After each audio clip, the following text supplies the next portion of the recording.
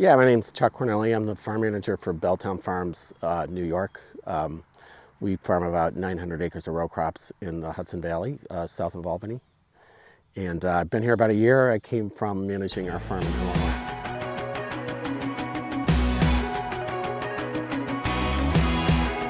I think here in New York, erosion is definitely a concern. We've got a lot of slopes. It would maybe extend some of the land that we could put row crop on if we could do more no-till. And also, we're concerned about, part of our focus is regeneration and carbon sequestration. So, we want to mimic natural processes as much as possible, and that means minimal soil disturbance. So that's a goal of ours.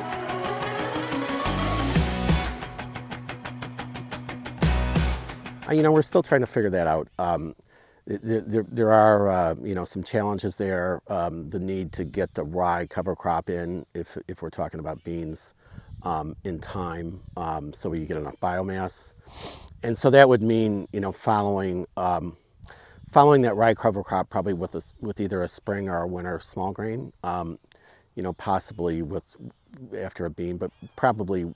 So we're probably looking at following no-till beans after a small grain.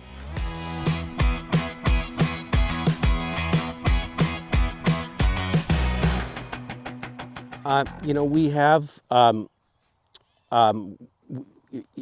can say that in Illinois, when we did it, we plowed down a lot of alfalfa, so we didn't put on any supplemental nitrogen.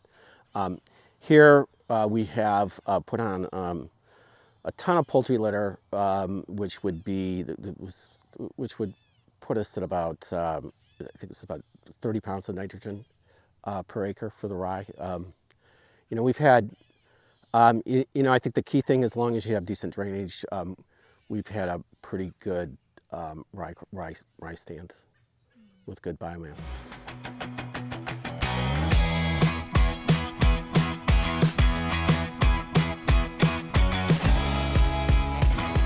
Sure. I mean, we're going to evaluate the rye stand in the spring to assess if there's enough biomass there to stop weeds.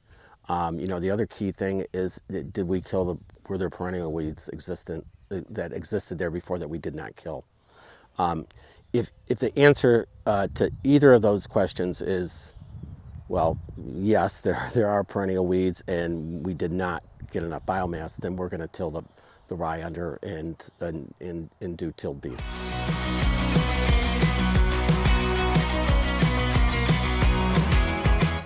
We would probably try to make a decision by mid-May. I mean,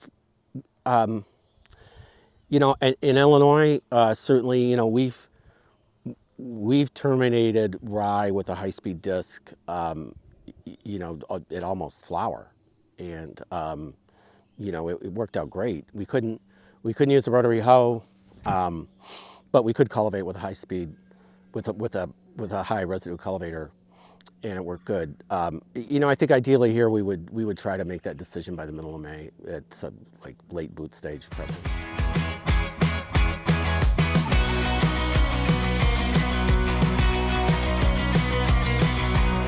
Yeah, so we've experimented with different ways to do that. We've planted green at boot stage or post boot stage, and then we've gone in and rolled at antithesis or afterwards. We've also planted one thing I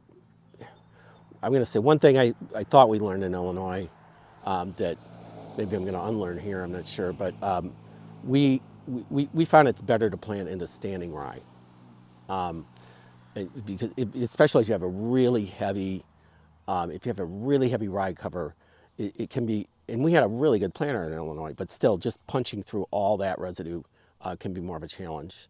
So I guess we would have one of two strategies. We could plant green, at boot stage or a little later, come in and ideally by the book, you'd come in and roll at true leaf. Or we would plant into standing rye, basically at antithesis or close to it, and then rye shortly after before emergence.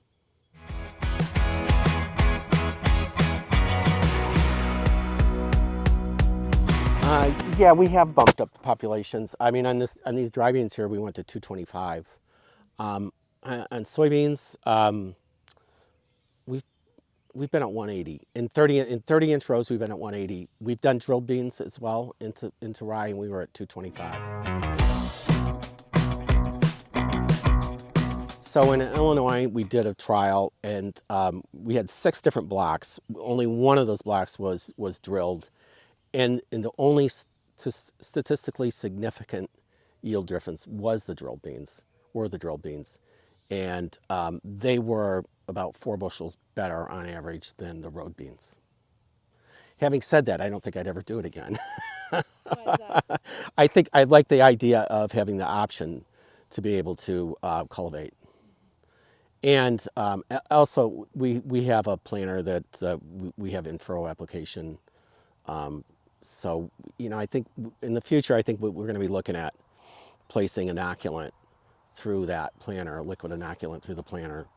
And, maybe some, pop-up fertilizer or something like that as well.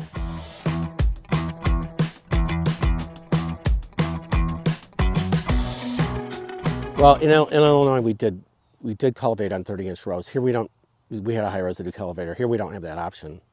So we really don't have, as of now, we don't really have any options for post-emergence for weed control, after we roll at all.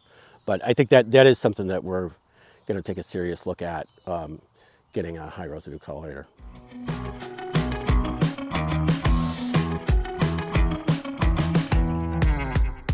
I think, we had really good success in Illinois. I think as long as we had pretty good biomass, we didn't have really heavy weed pressure, and we rolled at the right time. They get off to a little slower start, but in the end, the yields were not much different. Here, we've had a lot of challenges here. I mean, the spring was really dry, and the emergence was really slow. We never really got good full emergence on the big no-till soybean field that we did, and it took about 3 weeks for it to come up, and I'm sure that's really going to hurt us. The other big problem here we have, because of the kind of fields that we've gone into, we've gone into fields that have been in perennial cover, even if not the year that we were going into them, the year before. And so there's a lot of perennial weeds there, quackgrass and some perennial broadleafs. We had a lot of clover in one field that we didn't really take care of. And once those are established, there's nothing that we can do right now. And going forward, I think that's something I'm going to be hypersensitive about, is that we have to be sure that we don't have perennial grasses to any extent when we go into organic no-till situation.